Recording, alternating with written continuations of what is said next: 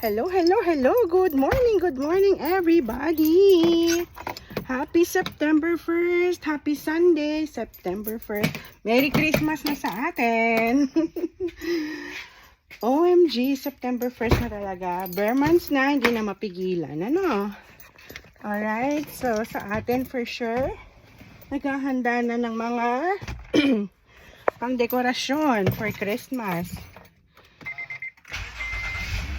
So, enjoy lang natin ang season. Papasok na muna si Mamshi, okay? See you later. Bye muna.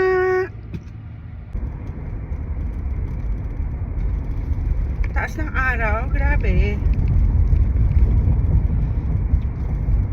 So, sa atin, for sure, busy na. Busy na ang mga lahat sa paglabas ng kanilang naitagong mga pang-dekorasyon. Christmas decor. Yung iba naman bumibili na. And for sure, madami na ang nagpe-play ng Christmas songs, di ba? Sabi nga nila, tayo sa atin sa Pilipinas ang may pinakamahabang Christmas celebration. Which is fine, di ba? Okay naman yun kasi ang sineselebrate naman natin ay ang pagkapanganak ng ating Panginoon, di ba? Ayan. So, happy lang tayo.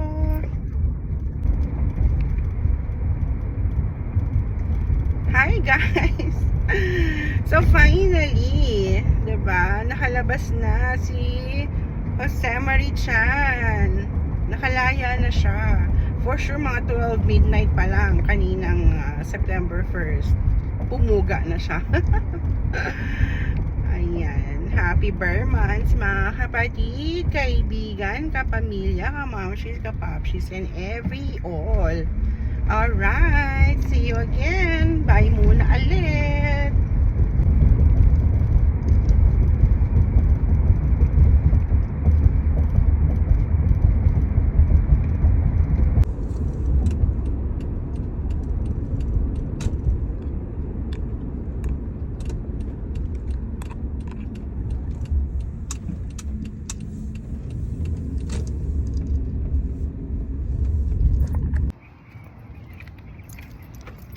Ayan, nandito na tayo sa work.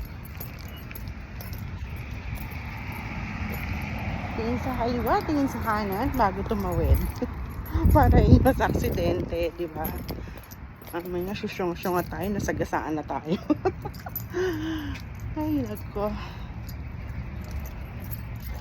Ito ang aking trabaho.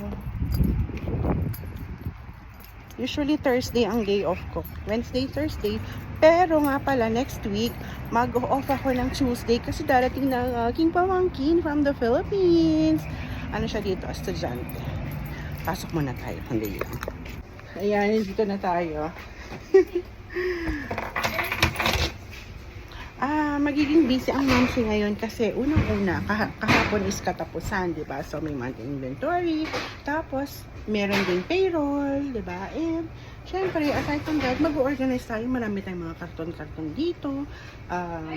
Ipuput away natin yung ibang mga documents na for the month of August. So, organization and everything. Mag-order ng mga wines, beer, liquor. Busy-busyhan.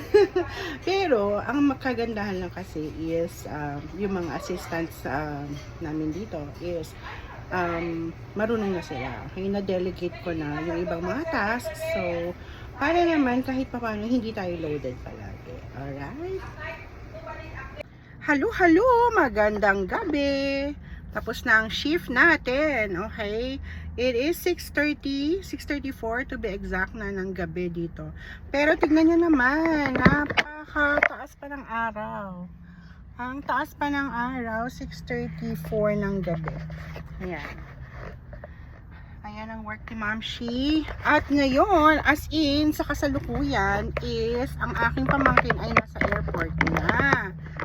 Ayan, nakakatuwa naman. I'm so excited. Excited kami magkapatid kasi parating na siya dito. So, nasa airport siya ngayon. Naghihintay na lang siya magbukas ng counter para ma-check-in niya yung kanyang bagahe. And then, magka-fly na siya papunta dito. Yay!